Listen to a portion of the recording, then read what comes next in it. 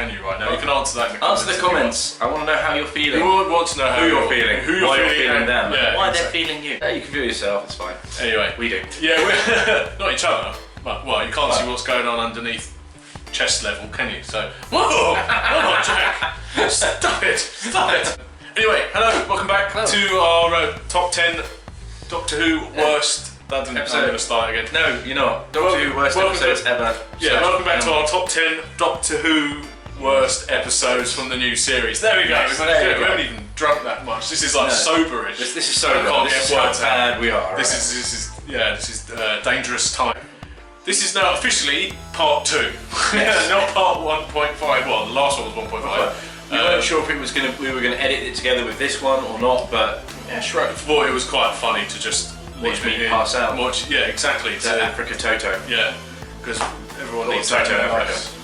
I need something in my life. It's called beer. So last one we got up to episode 6. Episode 6. Yes. So top 5 now. Yeah. So continuing. Number 5. Number 5. Right. The pilot. What episode? Episode pilot of season 10. Yeah. Okay. So episode 1, season 10. Yeah. This is meant to introduce Bill Potts. This is a series opener. The series openers kind of, I think we've said this before a few times, they've got to kind of grab you, they've got to have some sort of energy to them. They don't have to be the most complex or deep stories, they've just got to be engaging. And more on top of that, this has got to introduce a brand new character, Bill, and make her someone we want to follow, someone we want to care about. And it failed. It was slow, it was a little bit dull. The opening setup is the Doctor's teaching at a university. It's like, okay, you know what? He's the Doctor, why not? He meets Bill and it's kind of... Then Bill meets a girl with a weird eye and it is what it is. Isn't that life? That's just meet people with weird eyes and fall in love, apparently. She has 2 conversations with this person and one of them isn't even an actual conversation.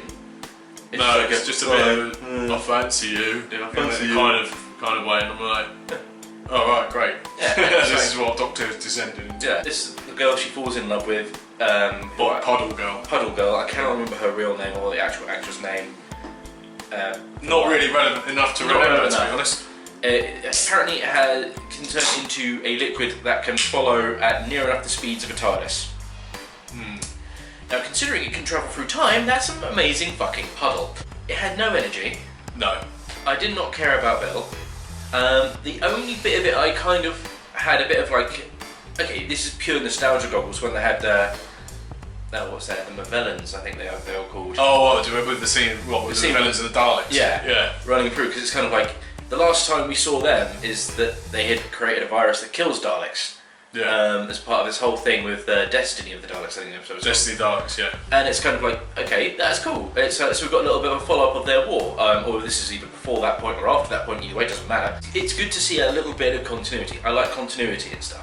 So, yeah, little throwbacks, little nuances. Yeah, you don't have to explain, you know, for the fans like us who've watched loads of the old stuff, it's kind of like we can watch that and be like, haha, we see what you did. Oh, yeah, ha ha ha, fan service. Yeah, and for people who haven't seen that stuff, it doesn't matter because it's kind of like, you know what, it's Daleks killing stuff, it's what they do. The TARDIS travels through time as well as space. Yeah. So so from the logical deduction I've got here is, that puddle is moving as fast as a TARDIS, but they never established it can travel through time or not. The simple thing would be to go back to like 2 weeks ago. Yeah. Because they wouldn't be able to follow you.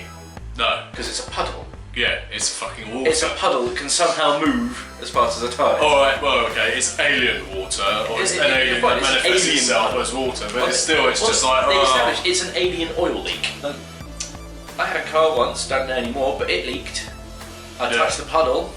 Puddle didn't move faster than a TARDIS. Puddle didn't manifest itself into, you know, an attractive woman that you want to run away with. Yeah. You know what I mean? It's just, that's stupid. If Bill had happened like right after Rose and before Martha, okay, I could see what they were doing, what they were going for, and I'd probably be a bit more forgiving. Because it's kind of like, it's early days of Doctor Who, it hasn't really established itself yet. They're trying to go for like, you know, I don't want to say common people because that's not fair. Well, no, but that's basically what it was. They were going away. The average person off the street. Yeah, they were trying to make it more culturally relevant. Yeah, and then it's kind of like, you know, because Martha was less of the person on the street because she was trained to be a doctor. Yeah. You know? Then when you bumped into Catherine Tate, Donna Noble. it's like she's someone who already had established history with the Doctor in the Runaway Bride episode. So it's kind of like that's a little bit different, but she's still kind of your average person off the street, really. Yeah, they always kept on about making her not, oh, what's so special about me? I'm just a temp from Chiswick. Yeah. But it's kind of like, you can see what they were going for, but they were kind of escalating, and this felt like a little bit like a step back, but she was just bland. Taking it strictly as a character. Oh, strictly as a character, she was a pain in the arse. Strictly as a character, it's kind of like, her being a lesbian didn't bother me, it wasn't an issue. No, none of that. Her being black didn't bother me. It's a case of your character is bland. None of that bothered me. She just, you know what, she just reminded me of one of those annoying people that doesn't pay their bus fare when they get on the bus. Yeah. So she was just like she's better someone who doesn't pay the bus fare. Well, you get those high criminality there. Yeah, exactly. But it was just she just got on my nerves. That's it. I just found it irritating. And I just couldn't warm to her. I know that's, again, like you said, it's an unpopular opinion. It's an unpopular opinion to say stuff like that. Because, people really enjoy it. A lot of people really liked Bill because she was not Clara, and that's like, well, that's fine. Clara was a pain in the arse too, but she was a different kind of a pain in the arse. Bill to me was still a pain in the arse, just for different reasons. The thing is, here's the thing, and Clara became a pain in the ass, but the interesting thing, the thing about Clara that worked really well at the beginning is they had build up to her. It's like, oh, the impossible girl. You had her appear in a couple of episodes as just to be there, and it was kind of like, okay. There was an air of mystery about her. Yeah, there's something that makes her interesting. It's okay. They kind of didn't really do anything with it after the end of her first series, but they didn't really do anything with it afterwards. And it's like, okay, fine, fair enough, whatever. Moving on. But they didn't have any. It's kind of going from that where you have like mystery and build up, a bit of intrigue, something that's like, oh, okay, look, you're trying something, you're pushing this forward. You've got to evolve the show. You've got to push it forward a little bit. I'm not asking you to completely change the formula or anything, because changing the formula completely, we've seen what happens with Series 11. But did I say that? We had to get at least one mention of that shitstorm in there, didn't we? Yeah, but in brief, it's kind of going back to what I was saying before. It's biggest crime you can commit, one of the biggest crimes you can commit, because I have a different thing for when I get to the #1 spot, that's a whole other thing. But if entertainment is boring, it's not interesting, and this was bland, and you're trying to sell me on new characters who are dull and unlikable, and actually because they're a little bit irritating, it just kind of detracts rather than adds anything. I can understand that. I mean, again, a bit like New Earth was on your list earlier. Yeah. It was just a very boring and poor way of getting a season started, And again, like we said before, they made Stephen Moffat was making out as if, this is a brand new era of Doctor Who. It was starting afresh. It's like, but you're not really, because everyone knows you and Capaldi are fucking off. Yeah. So it's like I kind of, even though I did not like the character of Bill, I kind of felt a bit sorry for Pearl Mackie, because it was literally like you're only getting one series, love. Yeah. It's a shame because you don't have enough time to sort of develop your character. Yeah, I suppose. This is it. I mean, you look back at Rose Tyler with Billie Piper, because they knew she was leaving at the end of the second series. Well, she already had a series of establishment. Yeah. You in the second series, okay, you know what? It was the Rose show. Yeah. Like it became the Clara show. Yeah. I think those two are very similar in that respect. Right, number 5. Okay, so this is unfortunately the Cybermen are one of my all-time favourite villains in Doctor Who, and yet they keep cropping up in this list, and it hurts me, because the new series is just, as far as I'm concerned, have treated them like shit. Yeah. This is another example of that, and this is Closing Time. Oh. The first thing I have to say is why they brought James Corden back to do another episode, I do not know.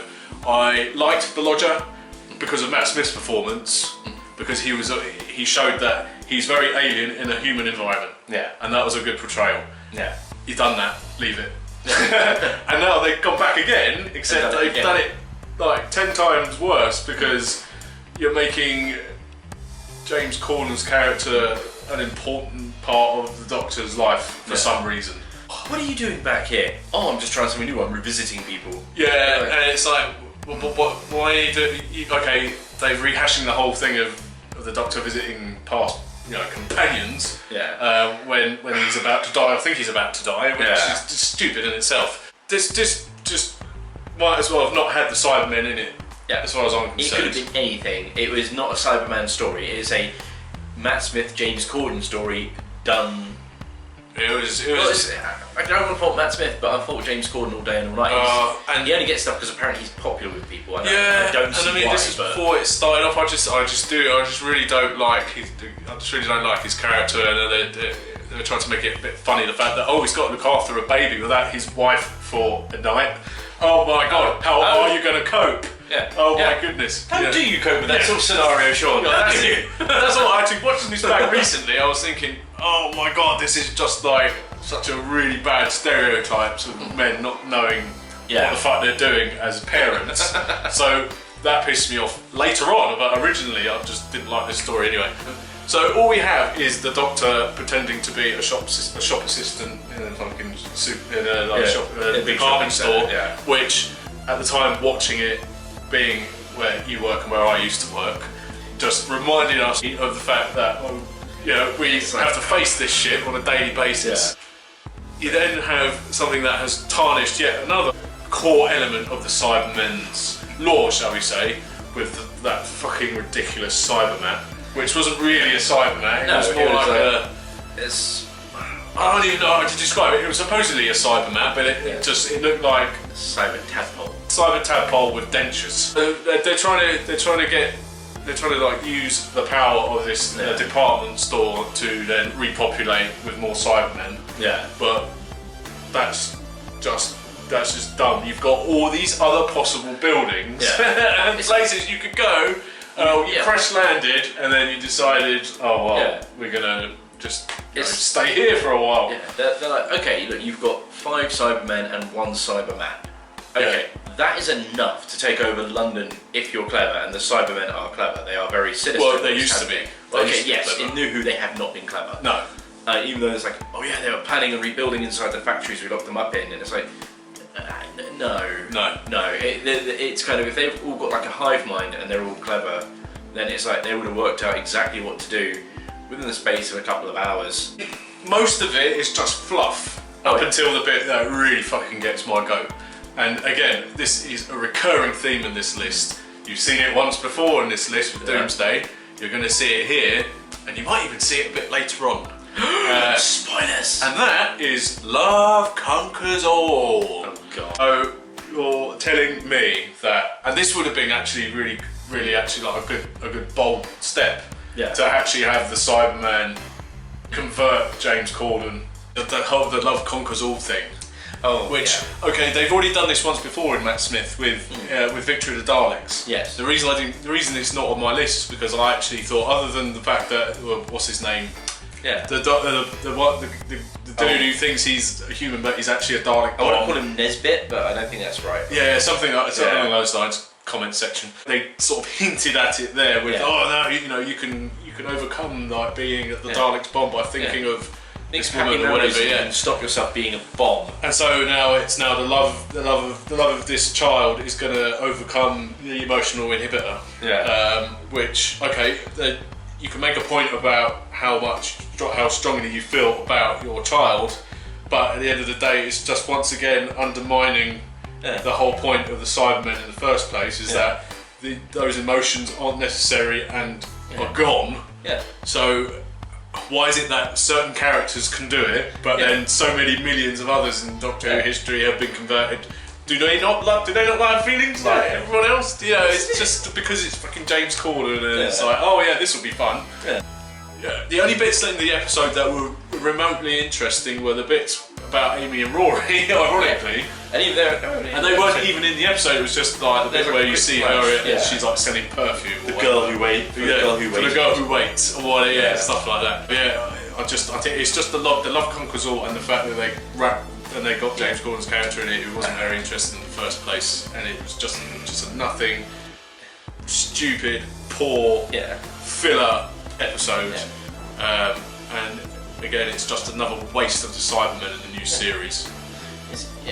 The love conquers all trope. It can work, but it's from 99 times out of 100, it's cheesy and stupid because people don't know how to do it properly. And the only thing I will cite is, as an example of love conquering all, is probably actually going to be Lord of the Rings. Because it's not a case of like romantic love, it's a case of like friendship love. Well, yeah. And they don't make a big deal of it, but it's a case of why do you think Sam went with Frodo to Mordor? Because they're friends to the point where they love each other in like a totally non-homo kind of way. Yeah, no homo. Yeah, well, they've probably kind of won, but that's rings. Oh, I've never heard that one before. Yeah. Whoa! You can point at Merry and Pippin for the same thing. Well, you yeah. can point at, But that's like for the same thing. camaraderie. Yeah. It's it's love, but it's not romantic love. But that's why it works, and that's why it works in that context, because it's love for an ideal and for a purpose. Whereas the Love Conquers All that they did here, and in several other episodes, is your feelings conquering technology. Yeah. And it just doesn't work. It's so stupid. It never will. And especially in that context of, he was literally about to become a Cyberman. It's like they had sealed the helmet on him and everything. Yeah. But don't worry, because your love's important. It was just weak.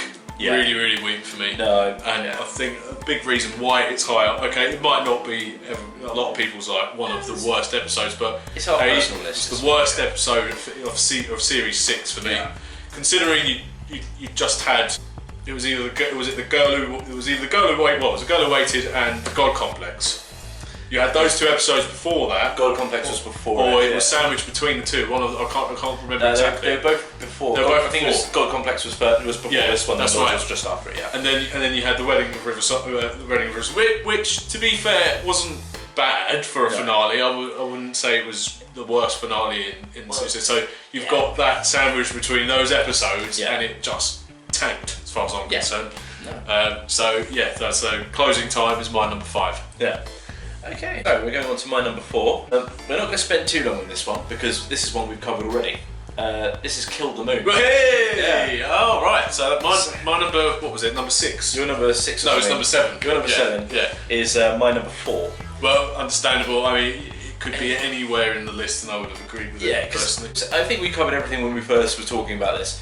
Because the thing for me on this one is it's a very thinly veiled allegory for the abortion argument, which, okay. That is basically what it is. That is basically what it is.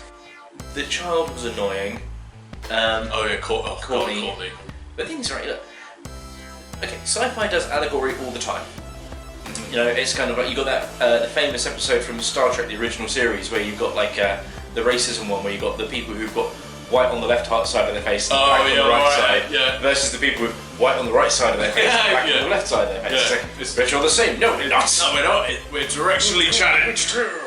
You can do any allegory in a clever and meaningful way. This, without being on the nose. This is too on the nose. Yeah. So I just reached for your ass there, Jane. You can reach for my ass, it's fine. I have to stop burping in these videos, I really do. But don't you dare edit any of that. No, I'm not going to. I'm just going to leave them in to annoy Tom. I really should stop it, but I don't care. That's what happens. So much about it is strange. Not strange, no, that's not the right word. Some of it's just stupid. Yeah. First time we saw it, it was you, me, Harry, and Rob. Who's awesome at Bob. Awesome at Bob, yeah. We'll put a link in the description because he's not very active anymore. In fact, he's not very active at all anymore. But then life has changed for him. Yeah. So, but yeah, watch some of his stuff. He's pretty cool. Good gaming channel. He makes a lot of tea, and he's very funny. Yeah. But we watched it here with him and Harry. For some reason, we made it a bit of an event. We had the lights off, we had a beer and stuff, just the light from the TV going. Well, it was back at a time when Doctor Who invited that kind of atmosphere. Yes. Unlike now. Yeah. I just remember all of us being a bit like, okay then. What at the end of it? What the fuck just happened there? Yeah. You know, right, when you go into like a cinema and everyone's really, really hyped, you know? Yeah. It's like everyone's really excited to see that movie. It doesn't matter what it is. Endgame was a perfect example. Yeah, everyone's like super excited. So, and so when like something happens, someone cheers and everyone just cheers because they love it. When someone like Captain America and the Hammer. Oh yeah, that was amazing. But I mean that was good and not stupid. Yeah. Imagine if you have that same setup, but then the movie shits the bed. Yeah. That's basically what it was. It's kind of like Last Jedi. Yeah. Let's not talk about Ryan Johnson because he's crap. You mean Ruin Johnson. Ruin Johnson. Who's Shout out to Nerd Rodding and Doomcock. Yeah. Shout out to them. We love you. We do. We're not as cool as you yet. We have 65 subscribers. You have 50,000 or so, or whatever. You got to start somewhere, man. At one point, they had 65 subscribers. No, they didn't. A long time ago. No, they a long time ago. They were born into this universe perfect with all their subscribers. Yeah. That's what happened. This is what happens when you rule the earth. Yeah. From the centre of it. From the centre of it. Yeah, absolutely. So yeah, I think that's pretty much all that really needs to be said because we kind of covered it all last time. It's what about the moon being a fucking egg? The moon's an egg. Yeah. It's kind of like, okay, well if the egg cracked and it's like from basically the orbit of the Earth, why not giant chunks of eggshell falling into the Earth, ruining great chunks of the landscape? You know? Oh yeah, but it can birth it was brand new baby born spider Dragon space thing. dragon. Yeah. But it laid an egg that's roughly the same size and density as what it just came out of. Jesus Christ! Well, that was fucking lucky, wasn't it? How the hell did it do that? Yeah, it's just ridiculous on every level. Yeah. So, yeah, done. I've got notes on this one. This is the second one I've got notes for, just because it deserves it. Okay. So my number 4. If I can just get my notes. Apologies. It's coming. So, oh my god. Have you seen? I didn't see the title. I didn't see the title, but I've seen the fact it's like a whole fucking like. This pales in comparison to number 1, mate. Trust me. Oh god, I know what it is now. I think you do, don't you? Yeah. Right. So number 4 on my list is one that has been much maligned throughout the ages of New Who, and rightfully so. And this is Fear Her. Yeah. Right. So what I'm going to do is I basically did my notes as a kind of a personal. What the fuck does that do? Yeah. Right. So. Go for it. Okay, sorry, so my first point, right, so at the beginning, the only good bit, I stress, the only good bit about this story, which is what gave me a chuckle, was when the Doctor lands a TARDIS between the crates the wrong way around. Yeah. You've never really seen that kind of thing happen before. It just, you do think, hang on, what if you must do that at some point. Yeah, it's got to happen. Yeah, so he opens the door, he goes, and then closes it, and then lands it properly again, and goes, back to normal. That's it, right? From now on, it's just a shitstorm. Yeah, that was your high point. That was your high point. A joke about landing the TARDIS incorrectly he does in every episode of Doctor Who ever. Yeah, exactly. Just now it's between two objects. First thing that I found a bit peculiar was, and okay, this is just an aesthetic thing, but did you notice the Doctor was wearing an unbuttoned green shirt in this episode? No, I haven't watched this episode specifically for a very reason. long time. I know it doesn't. I know it's like silly, but it's just like is it because you're with Rose and you think, oh, I'll be a bit sexy and just like unbutton my shirt? When we get to the crux of what is this strange thing that is taking these kids away and disappearing and stuff. So the Doctor says, I haven't got the foggiest idea what it is when he sees this scribble, and then literally in the same scene explains what it is. And then they call it the scribble creature. Okay, its official name isn't that, it's the Solar, no, it's not the Solaris, it's the actual name is like basically like there's like spores. This is all new. Children. Spore children. Yeah. Solaris or something. Alright. The fact that they're using, again, this is another thing about bringing like family drama and daddy issues and stuff like that, and the whole point of it is that the girl has or had obviously an abusive father. He's now dead, but then his picture is on the wall and it basically haunts her and says, "Oh, Chloe, I'm coming to get you, Chloe. I'm gonna get you, Chloe." I was just like, oh my god, are we really doing this? So when they do their little investigating and they're like basically pretending to be like police, I've got a hunch, have you? They go in like and speak to Chloe and her mum and stuff. And one thing, again, these strange questions come into my head when I watch episodes like this. So Rose is trying to basically sneak off and go up to Chloe's father's bedroom and discover what's going on. So she goes to her mum, she goes, "Oh, can I use your loo?" And then she goes, "Yeah." And she doesn't ask where it is, she just goes. It's like, well, how do you know where it is? It's just like, well, you just run up. And I know this isn't a specific storyline problem with this, but it's just like little things like that. Are just like, alright. All I've got written down here is angry drawn faces. Grrr. because that's what we want to see in Doctor Who. We want to see cartoons. I get that. This is the thing. I know when they were talking about when they were making the very first series, they didn't want to push the boundaries too much because they wanted to actually to get people to watch the show. Yeah. So let's go with something that's just normal enough that we can sell it. And then when they were talking about series 2, it's like, okay, now that we know what we can do and not do, let's go for some stuff. And it's like, and this is the shit they came up with for an episode. So basically, they are soulless. That's it. That's what they are. They just basically they're lonely and they want to play. That is basically the whole reason that they're there, is because they see lonely kids and they want to play with them, and they want to. And in order for them to do that, they have to possess children. It's just a bizarre concept to me that doesn't really work. I'm like, okay, this is more annoying Rose shit, which just plagued season 2. So they're talking about like Chloe's dad, and they go into a bit more detail about him and how he's a horrible person. Okay, fine. But then there's the bit where you can hear, as he's getting angrier and angrier, you can hear him go, rah, rah, rah, and they're like, oh yeah, but Chloe, your father's dead. And then Rose goes, well, he's got a very loud voice for a dead bloke. And it's like, this character just has no fucking decorum whatsoever, does she? And yet, for some reason, people just think she's amazing. And it's like, she's got like fucking Sean Connery, James Bond syndrome, because she was the first one, everyone loves her. It's like, that's what it is. She's just unlikable on so many levels. And the first season was Christopher Eccleston. Yeah. Alright, she's a little bit annoying, but she's kind of just like a bit of a girl next door, she's doing a bit of a dead-end job. You can sort of sympathise with her. You can sympathise with it and you can move with it. Yeah, apart from all the shit she basically runs off. Yeah. Runs off and leaves her boyfriend basically in the frame for thinking that he's murdered her. Yeah, that's nice of her. Yeah, lovely. Fuck off, Rose. Again, my next point is basically the creatures are love spores who need to play. That's your villain of the week, folks. Love spores who need to play. See, the interesting thing, the thing about this episode, Fear Her. Okay, I'll say no, Fear Her isn't on my list. Fair play.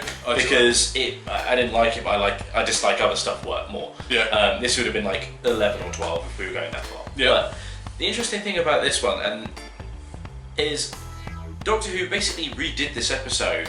Well, not quite exactly, but fair in a way, but it was better. Do you know which episode that was?